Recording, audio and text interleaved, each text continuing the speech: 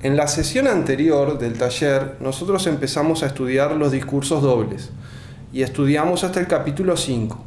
Como dije, esta obra Discursos dobles consta de 9 capítulos, o en realidad de 8 capítulos más una especie de colofón para terminar la obra.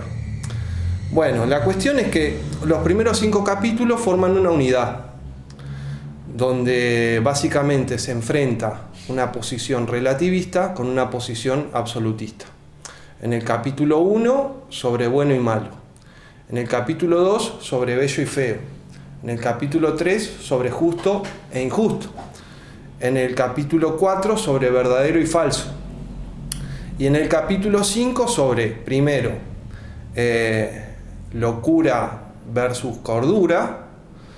Después, sabiduría versus ignorancia.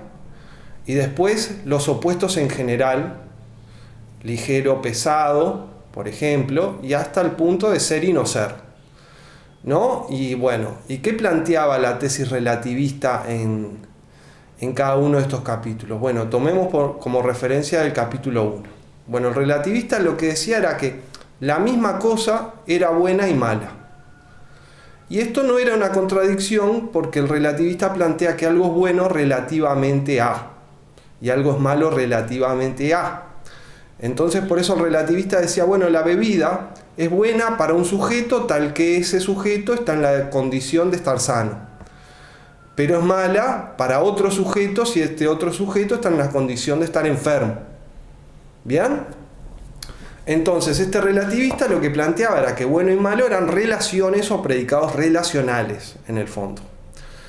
¿Bien? Y lo mismo pasaba con bello feo, con justo injusto, con verdadero falso y con cuerdos locos y sabios ignorantes y ligero pesado y ser y no ser. El relativista planteaba que estas cuestiones eran predicados relacionales o relaciones. Entonces, el relativista no identifica los opuestos. Esto es importante, distingue los opuestos y acepta que son opuestos.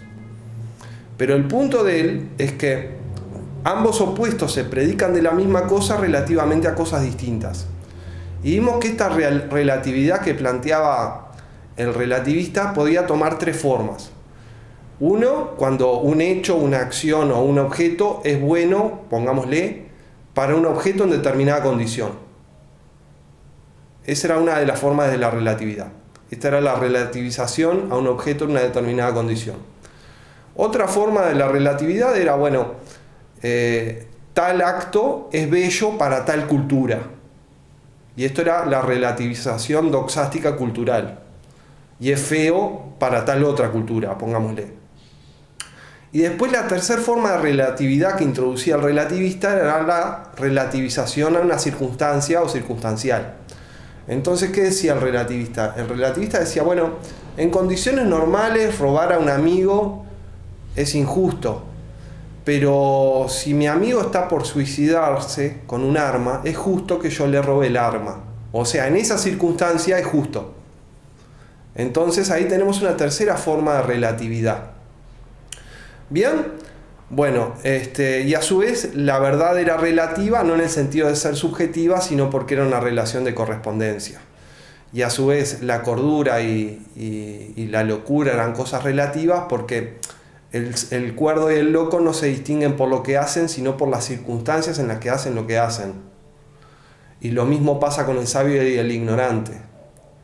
Y en general con los opuestos ocurre que ambos se predican de la misma cosa relativamente a cosas distintas. Un talento es más pesado que una mina.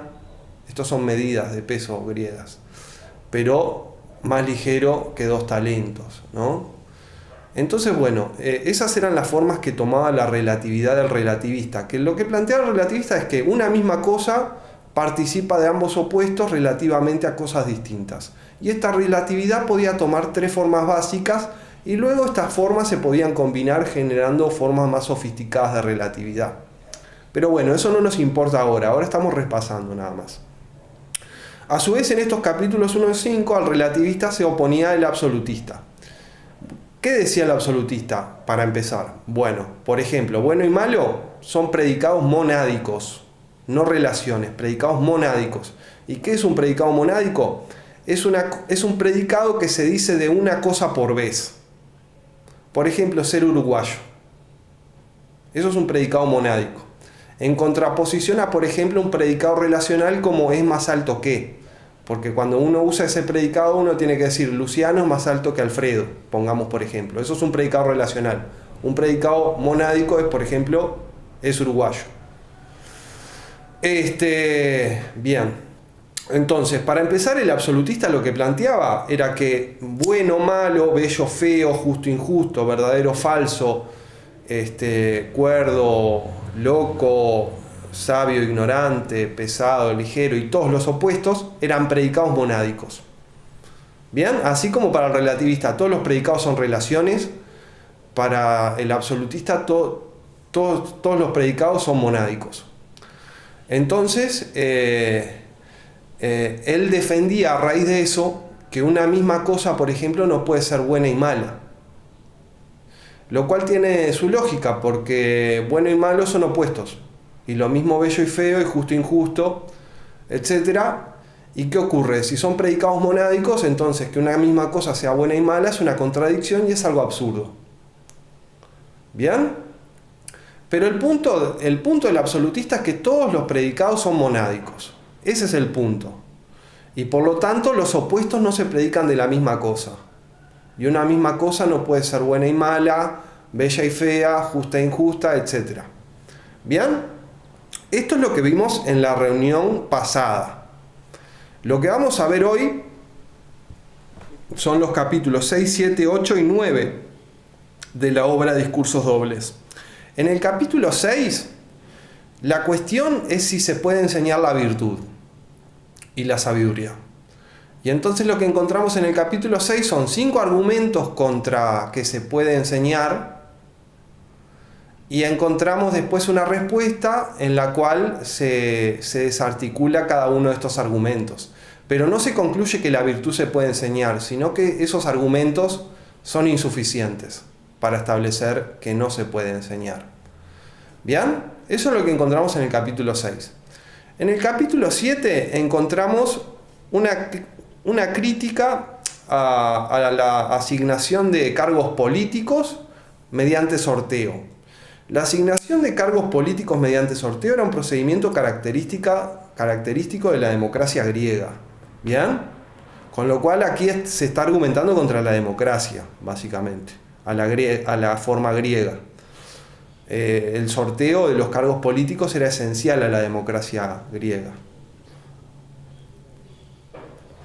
Bueno, entonces en el capítulo 7 encontramos eso, una crítica al sorteo como procedimiento legítimo para asignar magistraturas o cargos políticos. Bien, y en el capítulo 8, según Solana Dueso, y yo estoy de acuerdo, lo que encontramos es la reivindicación de un ideal de sabio en contraposición al sofista. ¿Y qué es lo que caracteriza a este ideal de sabio? Bueno, que el conocimiento prepondera sobre la capacidad oratoria. Entonces, como les decía, en el capítulo 8 lo que encontramos es la reivindicación de un ideal de sabio que va a contramano del sofista como sabio. Entonces, según este ideal, el sofista no es sabio. ¿Y qué es lo que caracteriza a este ideal de sabio del capítulo 8 de los discursos dobles? Bueno, que el conocimiento se pone por encima de la capacidad oratoria. ¿Bien? Ahora, una cuestión que, bueno, y en el capítulo 9 lo que tenemos es un elogio de la memoria, lo cual es un cierre típico para una obra como esta, porque una obra como esta es para ser aprendida de memoria. Y además se nos enseñan 3 sencillos recursos mnemotécnicos, recursos de mnemotecnia, que después vamos a ver, pero no son nada del otro mundo, digámoslo así. Son ejercicios de mnemotecnia, pero no una cosa que diga, qué impresionante, muy sencillos son. Bueno, entonces, una cuestión que surge es, ¿hay unidad? en todo esto? Bueno, Solana Dueso sostiene que sí, yo estoy de acuerdo.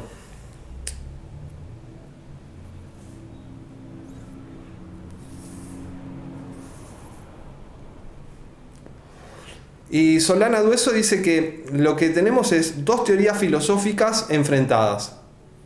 Por un lado, una tradición protagórica que abarcaría la tesis relativista en los capítulos 1 a 5, más la tesis de que la virtud se puede enseñar, más la tesis de que el sorteo como procedimiento para asignar magistraturas es válido, más la reivindicación del sofista como sabio, que incluye una especie de equiparación del valor del conocimiento con el valor de la oratoria, o incluso que la oratoria es más valiosa que el conocimiento.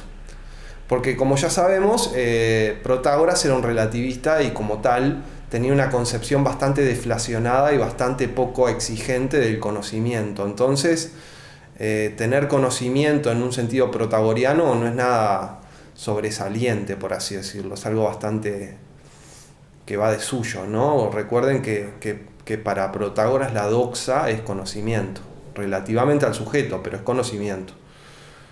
Bien, entonces estaría esta línea que atravesaría todos los discursos dobles. Por un lado, la tesis relativista en los capítulos 1 a 5. A eso hay que sumarle la tesis de que la virtud se puede enseñar y de que los sofistas pueden enseñar la virtud. A eso hay que sumarle la idea de que asignar cargos políticos mediante sorteos legítimos. Y a eso hay que sumarle un ideal de sabio según el cual el sabio es el sofista y por lo tanto la capacidad oratoria o es equiparada en valor al conocimiento o tiene un valor mayor que el conocimiento, porque el conocimiento se comprende de forma relativista y por lo tanto de forma poco exigente y laxa. Bien, esa sería una línea. Y la unidad del tratado estaría en el enfrentamiento de esta línea protagórica con una línea socrática. La línea socrática abarcaría la tesis absolutista en los capítulos 1 a 5, lo cual es correcto porque para Sócrates bueno, malo, bello, feo, justo, injusto son esencias, o sea, predicados monádicos.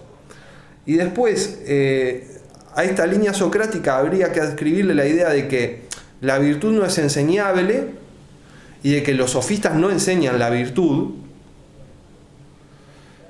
Y habría que agregarle la crítica al sorteo como procedimiento legítimo para asignar cargos políticos. Y habría que agregarle esta idea del sabio como alguien que tiene conocimiento y tiene una capacidad oratoria, pero que es subordinada a ese conocimiento y menos valiosa que ese conocimiento. Y que en realidad es valiosa en la medida que está acompañada por ese conocimiento. ¿Bien? Y entonces así se encontraría una especie de unidad en los contenidos de la obra de Discursos Dobles. La unidad estaría en que serían dos líneas, una protagórica y una socrática, que se enfrentan todo a lo largo de los discursos dobles. A veces tomando preponderancia una, a veces tomando preponderancia la otra. Bien, pero ahora vayamos por partes. Ahora tenemos que ir más despacio. Vamos a empezar con la exégesis del capítulo 6 de los Disoilogoi, de los discursos dobles.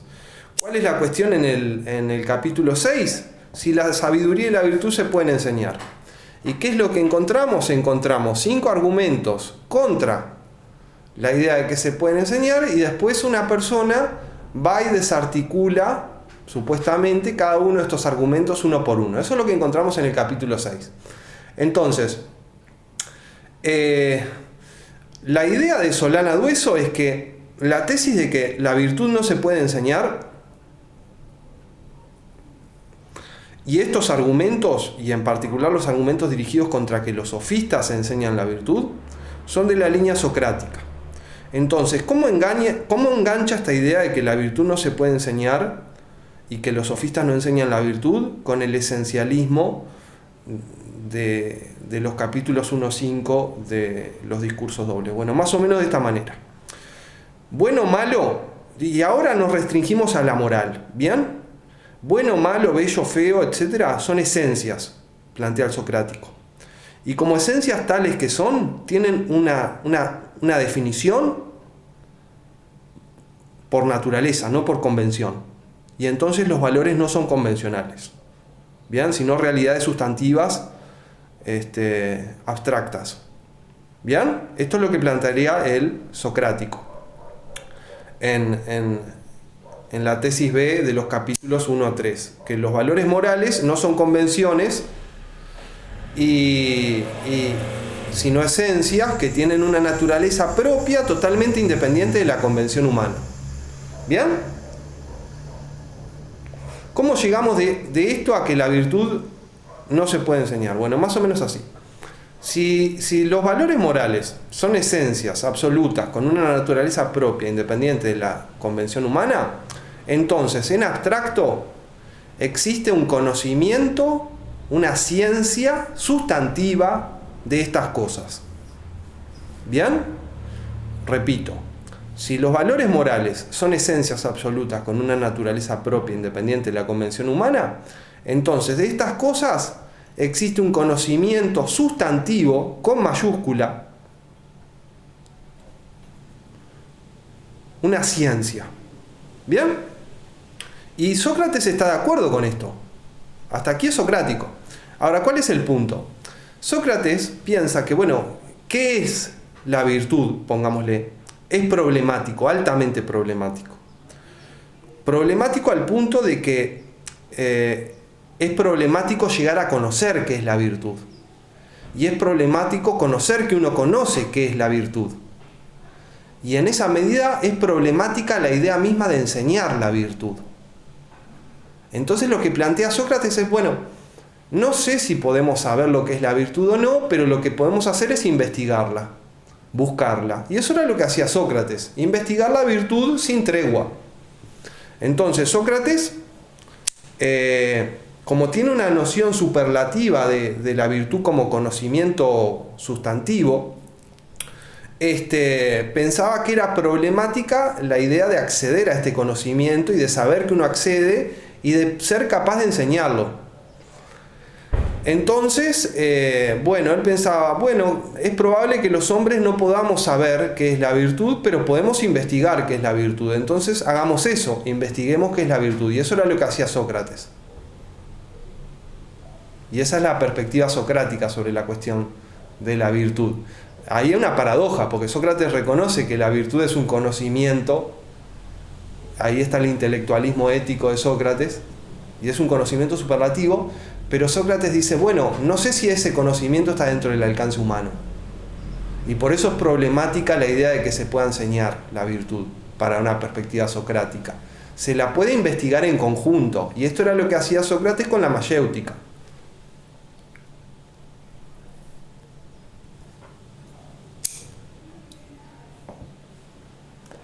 Ahora, ¿qué es lo que pasa? Por estas razones, Sócrates piensa que es problemática la idea de que se puede enseñar la virtud. Pero a esto hay que agregar más. Y es que los sofistas, sea lo que sea el conocimiento de la virtud, no enseñan el conocimiento de la virtud. Porque lo que enseñan los sofistas son las convenciones sociales hechas en torno a la virtud. Y Sócrates no reniega de que existen convenciones sociales que definen a la virtud en la comunidad. Lo que pasa es que Sócrates es realista moral. Dice, bueno, está bien, están las convenciones sociales, pero además están las realidades sustantivas que son las virtudes en sí mismas. Entonces, ¿qué es lo que pasa? Lo que enseñan los sofistas no es la virtud, sino las convenciones sociales de la virtud. Y eso no es una ciencia, porque no tiene un objeto fijo y estable. Entonces, es totalmente inexacto decir que los sofistas enseñan la virtud cuando, para empezar, lo que enseñan no es una ciencia, y para seguir, no conocen a la verdadera virtud. ¿Bien? Y ahí vemos cómo engancha el esencialismo de Sócrates en el plano moral, que se cristaliza como un realismo moral, como un intelectualismo ético, etc., con la idea de que la virtud no se puede enseñar y en particular con la idea de que los sofistas no enseñan la virtud. ¿Bien? Ahora vayamos al otro lado de la cuestión, y es que la virtud se puede enseñar y que en particular los sofistas enseñan la virtud. Bueno, esta es la línea protagórica. Entonces, ¿cuál es el punto de Protágoras? Protágoras plantea que los valores, en definitiva, son convenciones sociales y como tales son efectivamente enseñados, ya sea por la mera convivencia en la polis. Son efectivamente enseñados, son asimilados desde el exterior, me explico, que son convenciones sociales y nada más. Entonces, para Protágoras, como los valores son meras convenciones sociales, bueno, de hecho, los valores son asimilados desde el exterior y son enseñados. Y entonces lo que plantea el sofista es que el sofista lo que puede hacer es perfeccionar el conocimiento de esa virtud convencional, pero que en realidad todo el mundo participa de algún grado de ese conocimiento por el hecho de vivir en la comunidad. Nada más, esto lo vemos claramente en el Protágoras, ¿verdad? Con el mito de Prometeo, etc. Bien, ¿está? Ahí vemos cómo conecta los capítulos 1-5 con la discusión del capítulo 6. Bueno, ahora pasemos a ver qué es lo que dice en el capítulo 6. Empieza así, empieza primero dando los argumentos contra la enseñabilidad de la virtud y después un sofista protagórico desarticula cada uno de estos argumentos. Leo. Y el que toma la palabra en el capítulo 6 es el sofista, ¿no? Esto es importante, no es el socrático, es el sofista. Leo. Se sostiene una tesis ni verdadera ni nueva, a saber, que la sabiduría y la virtud no se pueden enseñar ni aprender. Quienes esto sostienen se basan en los siguientes argumentos. Y aquí van los argumentos. El primero, no se podría poseer una cosa si se la transmite a otro. Bueno, este argumento es muy burdo, ¿no? El segundo, si fuera posible enseñarla, se hubieran dado a conocer los maestros como ocurre en las artes musicales. Este es un argumento socrático contra la enseñabilidad de la virtud, que aparece, por ejemplo, en el Protágoras. El tercero dice que quienes en la Hélade, o sea, en Grecia, han llegado a ser sabios, hubieran enseñado su arte a los suyos. Este argumento también es socrático y también aparece en el Protágoras. O sea, que bueno, que los sabios hubieran enseñado la sabiduría, si la sabiduría fuera un conocimiento. Pero resulta que no, porque Pericles tiene hijos mediocres y todos los grandes sabios no transmitieron esa supuesta arte o tecne a los suyos. Cuarto, algunos que han frecuentado a los sofistas no han sacado provecho alguno. Esto también es un lugar común de la argumentación socrática contra los sofistas como maestros de virtud. Y aquí este argumento lo que viene a decir es que estudiar con los sofistas no es garantía de volverse sabio. Estudiar con los sofistas no es condición suficiente para volverse sabio. Y después, el quinto argumento. Muchos se han hecho dignos de estima, o sea, sabios, aún no siendo discípulos de los sofistas. Y entonces este último argumento lo que plantea es que estudiar con los sofistas ni siquiera es condición necesaria para llegar a la virtud. O sea, no es condición suficiente porque estudiando con los sofistas uno puede llegar a no ser sabio. Y además ni siquiera es necesario porque sin estudiar con los sofistas uno puede lograr la virtud. Bien, estos argumentos, menos el primero que es aquel de que no se podría poseer una cosa si se la transmite a otro, todos los demás son socráticos, contra la enseñabilidad de la virtud y en particular contra la idea de que los sofistas enseñan la virtud.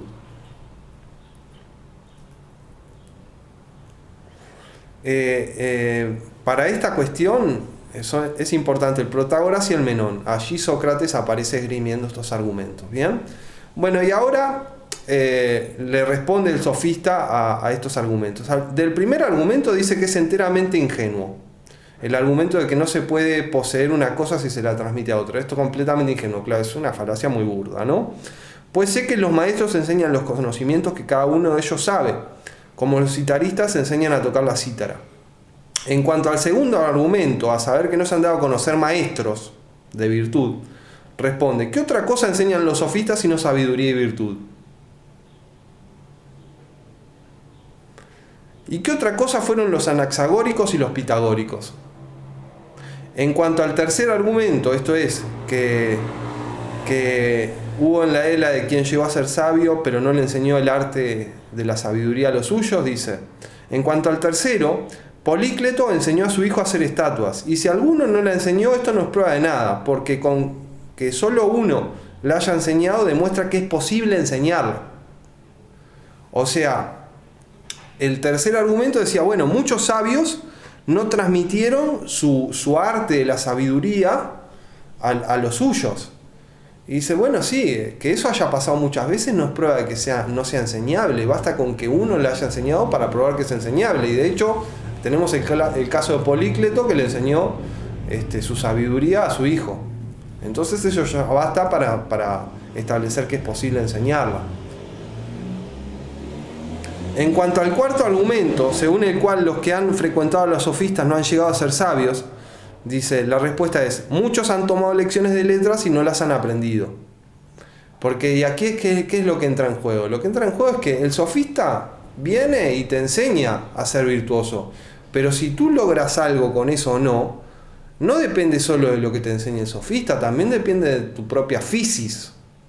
Porque en el aprendizaje no solo no está en juego el máthema, la lección que te da el sofista, sino también tu propia physis, tu propia condición natural. Si eres capaz, vas a ser virtuoso, y si no, bueno, habrás estudiado en vano.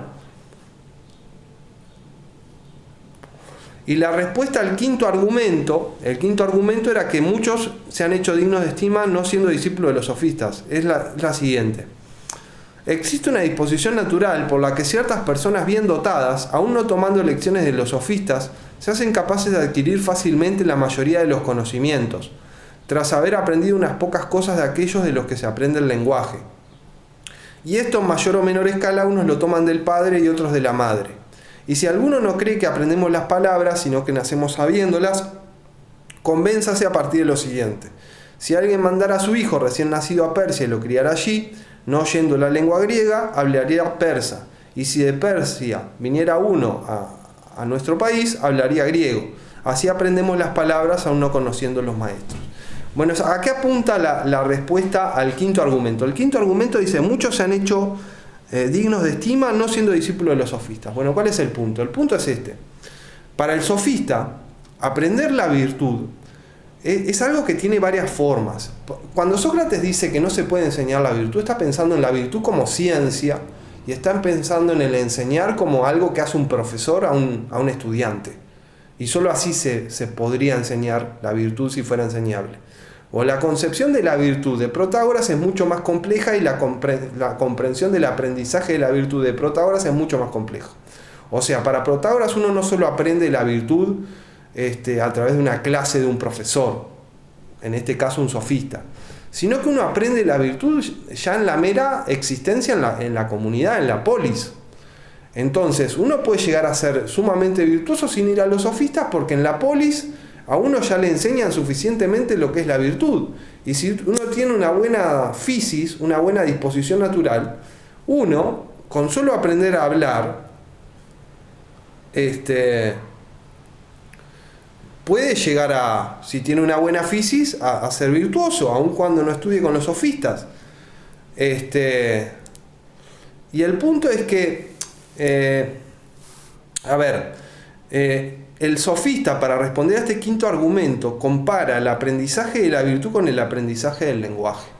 Y el aprendizaje del lenguaje se da de forma automática por el mero hecho de vivir en sociedad. ¿Bien? Entonces el sofista, y Protágoras a la cabeza, plantea que por el hecho de vivir en sociedad ya se da un aprendizaje automático de cierto grado de virtud. ¿Bien? Ahora, ¿cuál es el punto? El lenguaje también puede ser enseñado por un profesor, como cuando uno va a estudiar alemán, por ejemplo. Bueno, lo mismo pasa con la virtud. Uno puede tener un profesor de virtud, a saber, el sofista. ¿Bien? Pero lo importante es que el que defiende que la virtud no se puede enseñar, es el socrático. ¿Y por qué defiende esto? Bueno, para empezar, porque entiende que la virtud es una esencia absoluta que tiene una naturaleza propia independiente de las convenciones humanas. Entonces, ¿qué pasa? Si eso es así, entonces sobre la virtud hay una ciencia con mayúscula. ¿Bien? Hay una técnica con mayúscula. Pero resulta sumamente problemático decir que el hombre puede acceder a ese conocimiento. Y por lo tanto resulta sumamente problemático decir que un hombre puede enseñar ese conocimiento. Entonces, lo que para el socrático se puede hacer es buscar indefinidamente ese conocimiento. Y eso es la virtud a la medida humana, como dice Sócrates. Solo los dioses conocen plenamente la virtud. El hombre lo que puede hacer es investigarla sin tregua, nada más. No puede decir sé lo que es la virtud. No, la investigación nunca termina. Eso es la esencia del socratismo. Y ahí vemos la paradoja del pensamiento socrático, porque la virtud es un conocimiento, pero el hombre lo único que puede hacer es buscarlo, no poseerlo en un sentido fuerte. Y por lo tanto también se vuelve problemático el enseñar. Y a su vez, para un punto de vista socrático, lo que enseñan los sofistas no es la virtud, sino que es lo que dice la chusma que es la virtud. Son las convenciones sociales de la virtud. Que el socrático no niega que existen convenciones sociales de la virtud. Lo que plantea es que dice que más allá de estas convenciones sociales hay realidades sustantivas que son las virtudes en sí mismas, con respecto a las cuales las convenciones sociales son mejores o peores. ¿Bien? Ahora, ¿cuál es el punto? El punto es este. El socrático diría que el sofista no enseña la virtud, que lo que enseña son las convenciones sociales sobre la virtud, y que eso que enseña no merece el título de conocimiento en sentido estricto, porque no es fijo y estable, sino que varía con las convenciones de la sociedad, y por lo tanto no es una ciencia en sentido estricto para una perspectiva socrática. Ahora, para la perspectiva protagórica y sofística, los valores son meras convenciones sociales. Entonces hay que ser un poco avispado, profundizar en la cultura de uno, por ejemplo estudiando la poesía, etcétera, etcétera, etcétera, y entonces uno puede enseñar a otro a perfeccionar su conocimiento de la virtud que ya tiene por el mero hecho de vivir en la sociedad y como tal estar adaptado a las convenciones sociales, porque si no hay castigo, como ya sabemos, incluyendo la muerte como posibilidad. ¿Bien? Entonces, y así se da esta contradicción en el capítulo 6, ¿bien? Entre los que dicen que no se pueden enseñar la virtud y la sabiduría, que es la línea socrática, y los que sí, que es la línea protagórica. Y lo que tienen es una concepción totalmente divergente de la virtud. Para los socráticos la virtud es una realidad sustantiva, absoluta, abstracta, con una naturaleza propia, independiente de las convenciones, etc. Mientras que para los protagóricos la virtud es una mera convención social y nada más, porque sabemos que Protágoras pensaba así. Y bueno, y correspondientemente el socrático dice, bueno, sobre la virtud hay un conocimiento con mayúscula, pero es problemático acceder a él, y es problemático saber si uno accedió a él, y es problemático decir que uno puede enseñar eso, y lo único que se puede hacer es investigarlo sin tregua, etcétera, etcétera. Y además el sofista no enseña la virtud, porque lo que enseña son las convenciones sociales, y eso no es la virtud, y además lo que enseña no es ciencia, porque las convenciones sociales no son fijas, sino que cambian, etcétera, etcétera. Y por el otro lado, el sofista protagórico lo que plantea es que la virtud se reduce a las convenciones sociales, y que por lo tanto, por el hecho de vivir en la sociedad, uno ya aprende algo de virtud. Y ese conocimiento se puede perfeccionar si uno acude a un sofista, que básicamente lo que es un gran conocedor de la cultura de uno, porque ha dedicado mucho tiempo, por ejemplo, a estudiar la poesía. Bien, ahora pasemos al capítulo 7. El capítulo 7 es sobre el sorteo de cargos políticos. Los cargos políticos en la democracia griega se sorteaban, salvo algunos pocos ligados a lo militar. Todos los demás cargos políticos se sorteaban entre todos. Bueno, en este punto, la línea protagórica está a favor de asignar los cargos mediante sorteo, porque Protágoras está a favor de la democracia, como sabemos, y este procedimiento es característico de la democracia. Y la línea socrática está en contra de este procedimiento, porque Sócrates era un aristocrático, no era un democrático.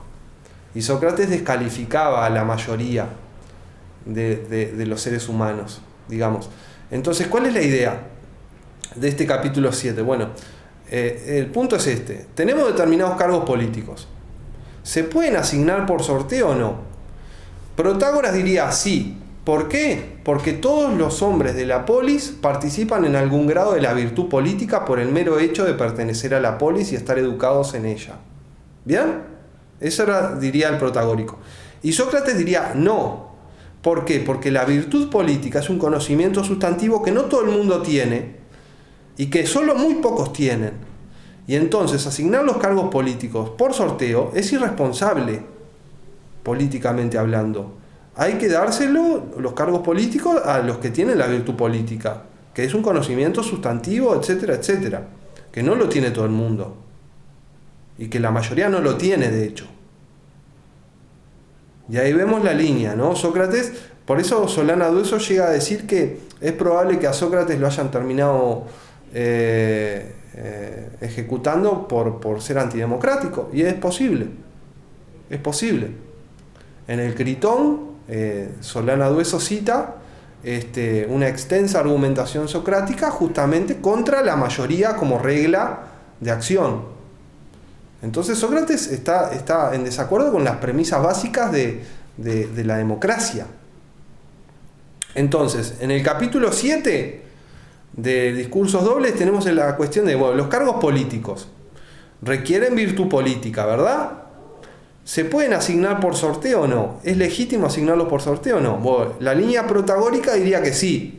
¿Por qué? Porque para el punto de vista protagórico, todos los ciudadanos participan en un grado relevante de la virtud política, porque de otro modo no pertenecerían a la polis.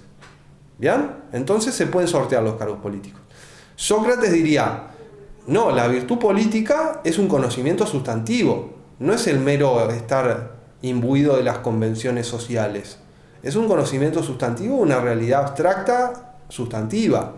Entonces, ese conocimiento no lo tiene todo el mundo. La mayoría no lo tiene. Entonces, los cargos políticos hay que dárselos a los pocos que sí tienen esa competencia. ¿Me explico? Y entonces, en este punto lo que encontraríamos sería la colisión del protagonismo como pensamiento prodemocrático con el socratismo como forma de pensamiento aristocrática, porque Sócrates era aristocrático a su manera, ¿no? Una aristocracia intelectual, pero aristocracia al fin y al cabo, como era la gran mayoría de los filósofos griegos, de Heráclito por lo menos en adelante. Heráclito era el más insoportable de los aristócratas intelectuales. Pensaba que prácticamente todo el mundo era imbécil menos él. O sea, el aristocratismo intelectual en Grecia es lo más común del mundo. La excepción es Protágoras, que plantea esa democratización del conocimiento y de las capacidades y de todo lo demás. Bueno, ahora vamos a leer el capítulo 7. Pero ya vemos cómo engancha con todo lo anterior, ¿no? Y vemos la línea protagórica y la línea socrática. Leo el capítulo 7. Algunos de los que hablan en el ágora es la plaza pública donde se hacía la asamblea, la eclesía, afirman que los cargos públicos deben ser elegidos por sorteo, pero no es esta la mejor opinión. Y ahí viene el argumento contra eso. Pues si alguien preguntara a quien dice tal cosa, ¿por qué no asignas las tareas de tus criados por sorteo? De modo que el yuntero es el que se encarga de arar el campo. De modo que el yuntero cocine si le tocaba en suerte ser cocinero y que el cocinero are y así las demás cosas.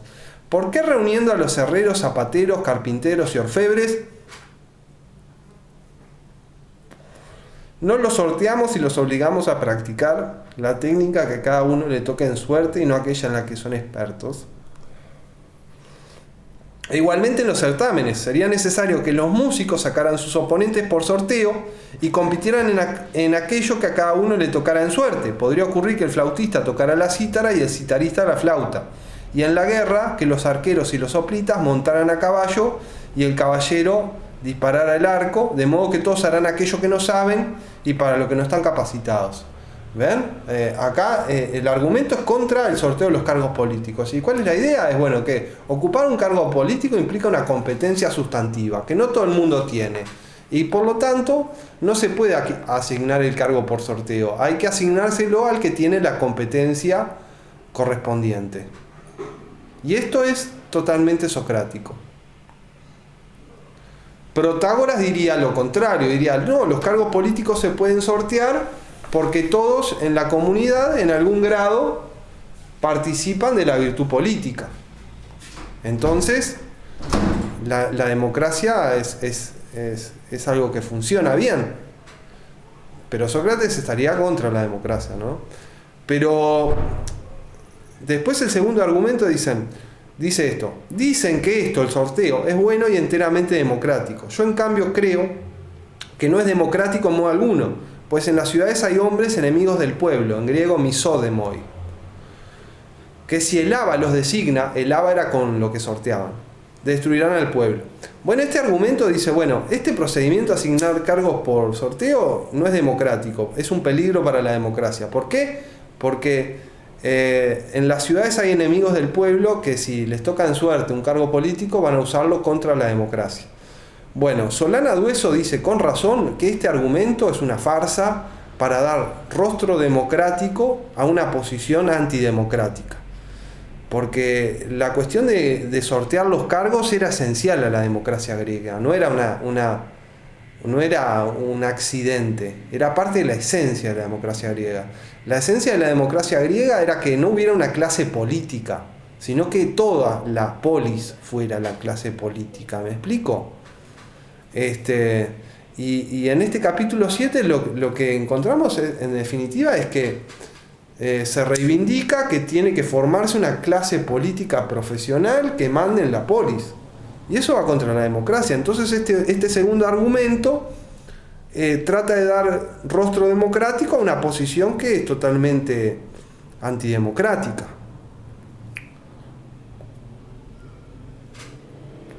Bien, pero lo importante es que sigamos el hilo de cómo las cosas se van conectando. En los capítulos 1 a 3 tenemos el relativismo, que se traduce como convencionalismo moral. ¿Bien? En los capítulos 1 y 3 de los discursos dobles, que son sobre la moral, sobre bueno, malo, bello, feo, justo, injusto, tenemos el relativismo cultural, que se traduce como convencionalismo moral. O sea, como la idea de que las virtudes y todo lo normativo son meras convenciones humanas, cambiantes según el lugar y la época. ¿Bien? Esto se engarza con la idea de que la virtud se puede enseñar, porque si la virtud es una convención, entonces evidentemente se aprende en el proceso de socialización de uno. Cuando uno es socializado, introducido a la sociedad, ya a uno le embuten el aparato normativo de la sociedad. Y entonces, además, el sofista puede enseñar la virtud porque lo que el sofista viene a hacer es perfeccionar nuestra adaptación a la normatividad de la sociedad de forma tal que sobresalgamos más. Eso es lo que haría el sofista. Bueno, frente a esto tenemos, con respecto a la moral, el esencialismo socrático, que plantea que los valores y las virtudes son esencias absolutas, abstractas, con una naturaleza propia independiente de las convenciones. ¿Bien? Entonces, el socrático dice, bueno, de estas cosas hay una ciencia con mayúscula, que los dioses la tienen, pero es problemático decir que los hombres pueden tenerla. Y por lo tanto es problemático decir que los hombres pueden enseñar la virtud. Lo que se puede hacer es investigar la virtud. Y eso es ser filósofo. Y eso es lo máximo, digamos. ¿Bien? Y entonces, este punto de vista cuestiona la enseñabilidad de la virtud y en particular cuestiona que los sofistas enseñen la virtud. Y lo cuestiona por partida doble, porque para empezar, los sofistas no enseñan la virtud, sino lo que la chusma determina que es la virtud a través de las convenciones sociales, porque las convenciones sociales la determina la mayoría, o sea, la chusma, visto desde una perspectiva aristocrática como la socrática. ¿Me explico? Y bueno, los sofistas No enseñan la virtud, enseñan eso, la virtud de la chusma. Y además, lo que enseñan no puede ser una ciencia porque no es fijo, sino variable, como son las convenciones sociales normativas. ¿Bien? Bueno, entonces ahí vemos cómo engancha con el capítulo 6. ¿Y cómo engancha todo lo anterior con el capítulo 7? Bueno, en el capítulo 7 se discutía si los cargos políticos se pueden asignar, si es legítimo asignarlos por sorteo o no. O la línea protagórica va a decir que sí. ¿Por qué? Porque para Protágoras la virtud no solo se aprende como cuando uno va a un profesor, sino por el mero hecho de vivir en sociedad uno ya aprende la virtud. Porque además es condición de que uno pueda ser miembro de la comunidad. Porque si no, uno es excluido o asesinado. ¿Bien? Entonces, para una perspectiva protagórica, los cargos se pueden asignar por sorteo porque todo el mundo tiene el mínimo de conocimiento que lo hace competente. ¿Está? Ahora, ¿qué pasa? Para la perspectiva socrática, no, porque ocupar cargos políticos implica virtud política, que es un conocimiento sustantivo, que no todo el mundo lo tiene, que de hecho la mayoría no lo tiene. Y entonces, frente al democratismo de Protágoras, se enfrenta el aristocratismo intelectual de Sócrates. Y entonces, asignar los cargos por sorteo es totalmente irresponsable, porque es lo mismo que, bueno, mandar a cocinar al herrero y mandar al cocinero a trabajar la cerámica y mandar al ceramista a trabajar lo que sea, otro conocimiento del que haya una experticia. ¿Me explico? Entonces, bueno, y ahí enganchan la cuestión. Y ahora pasamos al capítulo 8. En el capítulo 8, que lo vamos a leer, se expone un modelo del sabio, que sería el socrático. Que lo caracteriza es que plantea que el sabio participa en la competencia oratoria, pero eso tiene valor en la medida que está subordinado y supeditado a un conocimiento. Y lo importante es este conocimiento. Y lo que da valor a esa competencia oratoria. La competencia oratoria per se, no. Es ese conocimiento, y en particular de la justicia, lo que da valor al sabio, digamos. Y a esto se enfrenta el ideal de sabio del sofista protagórico, que es el propio sofista protagórico, que tiene una concepción del conocimiento deflacionada, porque es relativista, y entonces la capacidad oratoria es más valiosa o igual de valiosa que el conocimiento, y entonces el sofista es el sabio. ¿Bien? Pero en este capítulo 8 no hay referencia a la idea del sofista como sabio, hay referencia solo a la idea del sabio como no sofista, como aquel que además de la capacidad oratoria tiene un conocimiento de las cosas. ¿Bien? Y así es como esto engancha con todo lo anterior. Leo. Estamos en el capítulo 8 de los Disoi Logoi. Siguiendo el criterio de las propias técnicas, considero que un hombre experto se define por, y acá viene una lista de competencias, su capacidad para dialogar con preguntas y respuestas breves, esto es socrático, ¿no? La capacidad esta de hablar con preguntas y respuestas breves es la capacidad socrática por excelencia. Después, conocer la verdad de las cosas. Después, saber juzgar rectamente, o sea, conocer la justicia. Después, ser capaz de hablar ante la asamblea. Después, conocer las técnicas de los discursos. Y por último, sobre la naturaleza del todo, enseñar su modo de ser y su desarrollo. ¿Bien? Entonces, acá lo que se nos plantea es que el sabio, el hombre experto, tiene una serie de competencias o capacidades. Primero, capacidad para dialogar con preguntas y respuestas breves. Después, conocer la verdad de las cosas. Después, saber juzgar rectamente. Después, ser capaz de hablar ante la asamblea. Después, conocer las técnicas de los discursos. Y después, sobre la naturaleza de todo, poder enseñar su manera de ser. ¿Bien? Todas esas competencias. Y ahora el punto es que el conocimiento como competencia es lo fundamental en el sabio. El sabio tiene todas estas competencias que acabo de leer. Pero el punto de este capítulo 8 es que el sabio, el conocimiento es lo más valioso, que de alguna manera hace valioso a todo lo demás y subordina a todo lo demás, y en particular la capacidad oratoria. Y esto es muy socrático, porque esa noción sustantiva de conocimiento es muy socrática.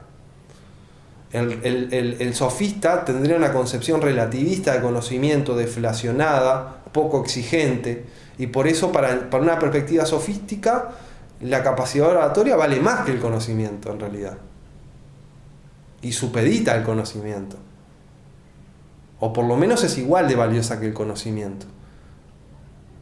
Bien, y ahí vemos ese enfrentamiento entre dos ideales de sabio. Un ideal de sabio que es fundamentalmente una persona que conoce y además sabe hablar, y un ideal de sabio de alguien que sabe hablar y conoce entre comillas, porque todo conocimiento es entre comillas. Bien, ahora vamos a seguir leyendo el capítulo 8. Dice: pues en primer lugar, el que conoce la naturaleza de la totalidad, ¿cómo no ha de saber obrar rectamente en todas las situaciones? Eso parece razonable, ¿no? Si conoce todo, sabe obrar rectamente en todas las situaciones. Más aún, quien conozca las técnicas de los discursos sabrá hablar correctamente de cualquier cosa, pues es preciso que quien se dispone a hablar correctamente hable de aquello que sabe. Acá vemos cómo la capacidad oratoria se supedita al conocimiento. La capacidad oratoria es algo bueno en la medida de que uno sepa de lo que habla. En efecto, tratará de conocer todas las cosas, pues conoce las técnicas de todos los discursos. Todos los discursos versan sobre todas las cosas existentes. Por lo tanto, es preciso que el que se dispone a hablar correctamente conozca las cosas de las que habla. Acá vemos cómo la capacidad oratoria como virtud o competencia tiene un valor, pero relativo a un conocimiento que la respalda. Y esta idea es netamente socrática y platónica. Y de hecho, Platón tiende a despreciar la capacidad oratoria. Pero acá no encontramos ese desprecio por la capacidad oratoria. Y según Solana Dueso es porque Sócrates en realidad no era tan antisofístico como nos lo plantea Platón, sino que Platón, después de que mataron a Sócrates, de alguna manera enfatizó sus diferencias con los sofistas, y por eso aparece Sócrates demonizando la retórica sofística, pero en realidad Sócrates estaría mucho más en paz con los sofistas. La discrepancia básica de Sócrates con los sofistas sería, bueno, el conocimiento no es algo relativo, sino algo sustantivo, y la capacidad oratoria es valiosa, pero es menos valiosa que el conocimiento, y es valiosa solo relativamente al conocimiento. Eso sería lo que plantearía Sócrates. Y el sofista lo que diría es, bueno, no hay conocimiento en sentido sustantivo, sino en sentido relativo, y por lo tanto el conocimiento es algo deflacionado y entre comillas, y por lo tanto la capacidad oratoria es tanto o más valiosa que el conocimiento, porque al fin y al cabo el conocimiento es la mera doxa, entonces no es algo tan del otro mundo.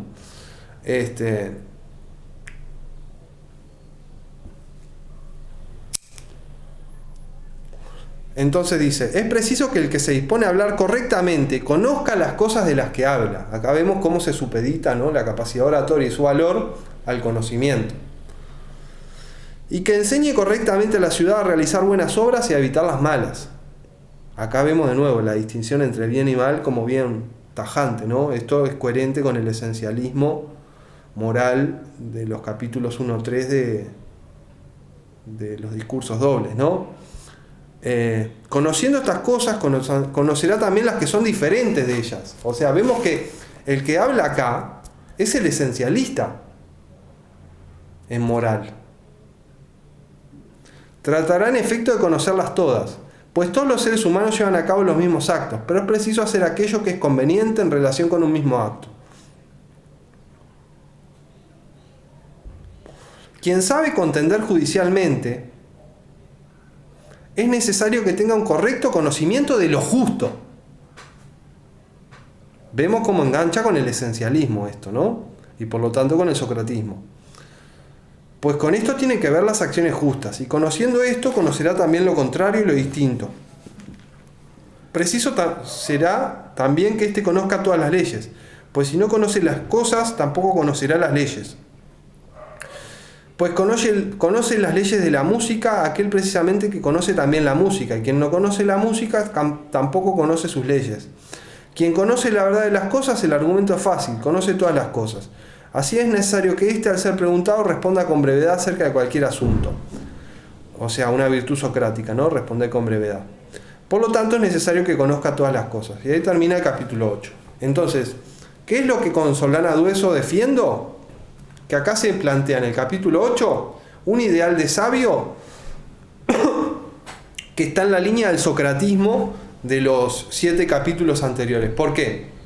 Porque para empezar, lo justo y lo bueno y lo injusto y todo lo demás son esencias en este capítulo 8 con una naturaleza propia y no convenciones. Después, para seguir, hay un conocimiento sustantivo de eso. Y después, para seguir, la capacidad oratoria tiene valor solo si está respaldada por este conocimiento sustantivo. Y todo esto es muy socrático.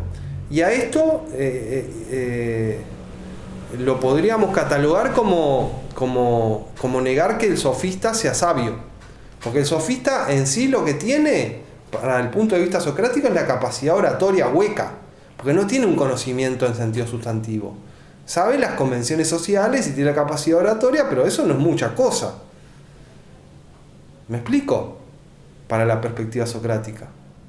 Al contrario, es el sabio, pero para el vulgo, no el verdadero sabio. El verdadero sabio es el que tiene el conocimiento sustantivo de lo bueno y lo malo, y tiene una capacidad oratoria, sí, pero supeditada a un conocimiento, que es un conocimiento de esencias, de lo justo, que es distinto de lo injusto, como se decía en el capítulo 3 de los Disoilogos. ¿Bien? Y así vemos cómo esto engancha, como el capítulo 8 engancha con todo lo anterior.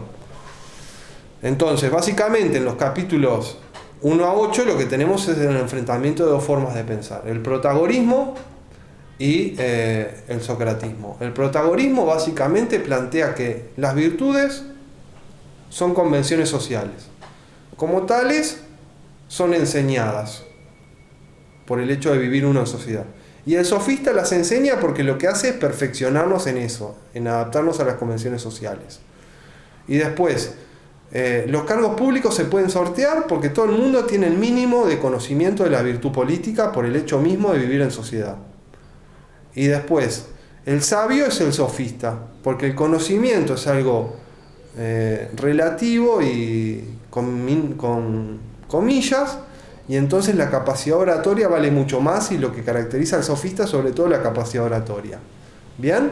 Y frente a eso se opone el socratismo, que plantea que las virtudes son esencias absolutas con una naturaleza propia independiente de las convenciones humanas, que implica que hay un conocimiento sustantivo de eso, pero es solo seguro que los dioses tienen ese conocimiento. En realidad, para los hombres es problemático decir que pueden acceder a ese conocimiento, y por lo tanto es problemático que lo pueden enseñar.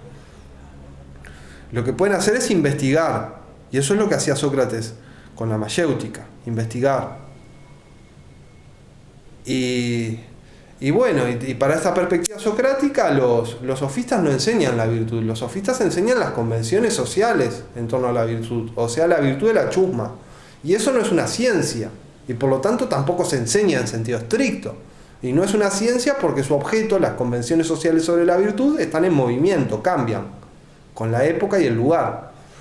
Y después, esta perspectiva socrática obviamente se opone a la democracia, porque si no todo el mundo participa de la virtud política, la mayoría no participa de la virtud política, porque la virtud política es un conocimiento sustantivo de la normatividad absoluta. Bueno, no todo el mundo puede tener poder, y los cargos públicos evidentemente no se pueden asignar por sorteo, etcétera, etcétera. Y por último, bueno, el sabio justamente es el que tiene este conocimiento sustantivo de lo normativo y de la verdad en general, y obviamente también tiene una capacidad oratoria, porque es parte de la sabiduría, pero supeditada a ese conocimiento.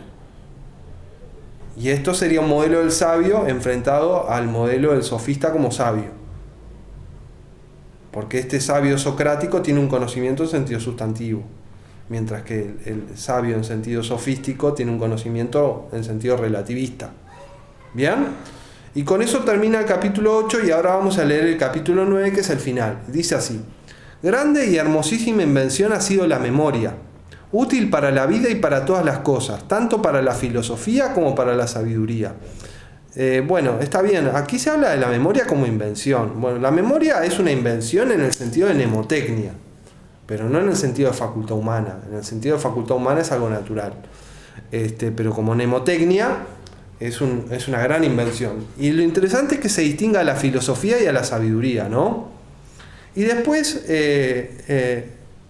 dice 3 ejercicios mnemotécnicos, o sea, de mnemotecnia, de técnica de la memoria. Esto es lo primero. Si fijas la atención, el entendimiento captará mejor al repasar estas cosas. O sea, el primer entrenamiento mnemotécnico es concentrarse. El segundo es ejercitarse si escuchas algo, pues escuchando y repitiendo las mismas cosas y muchas veces viene a la memoria el todo que has aprendido. O sea, repetir. Y repetir oralmente. O sea, aprenderte cosas de memoria. Y repetirlas y repetirlas y repetirlas. Ese es un segundo recurso mnemotécnico. Repetir. Y los que estudiamos sabemos que esto es así, o sea, hay que repetir para aprender. O sea, si yo no me hubiera leído 10 veces o 20 este texto de los discursos dobles, no estaría ahora capacitado para explicarlo. Lo entendí porque lo leí y porque repetí, justamente. Y después el tercer recurso mnemotécnico es relacionar lo que escuchas con lo que ya sabes. Por ejemplo, si es necesario recordar el nombre Crisipo, relaciónalo con Chrysos, que significa oro, y con Hippos, que significa caballo. Y después, bueno, relacionar otros nombres con otras palabras. Y así, bueno, relacionando cosas nuevas con lo que uno ya sabe, es que uno logra incorporar a la memoria lo nuevo. Bien, y estos serían los 3 recursos mnemotécnicos. Y lo interesante de este colofón, de este final de la obra, es que, bueno, justamente esta obra era para ser aprendida de memoria.